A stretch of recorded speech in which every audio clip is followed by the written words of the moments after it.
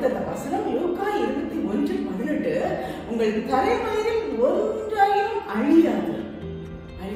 அதுக்கு முந்தின வசனம், உலகத்துல என் நாமத்து நிமித்தம் பறிக்கப்படுவீர்கள், ஆனாலும் உங்கள் தலைமயிரில் ஒன்றாலும் அழியாது. அவருடைய நாமத்தை நிமித்தம், இயேசு கிறிஸ்துடைய நாமத்தை சொல்றதுனால, அவருடைய நாமத்துக்கு பயந்து வாழ்றதுனால, ஒருவேளை உலகத்தார் உங்களை பகைக்கலாம், ஆனா உங்களை எதுவும் பண்ண முடியாது. ஏற்கனவே நம்ம பார்த்தோம்ல ஒரு few days back, உங்களை தொடுகிறவர் கர்த்தருடைய கண்மணியை தொடுகிறாங்க. யாரும் டச் பண்ண முடியாது. பிகாஸ் கர்த்தர் உங்க கூட இருக்கார். இயேசு நம்ம கூட இருக்கார். நம்மளை யாரும் தொட முடியாது. பகைக்கலாம், என்ன வேணாலும் நமக்கு அகைன்ஸ்டா பண்ணலாம். பட் உங்கள் தலைமையில் ஒன்றாகிலும் அழியாது.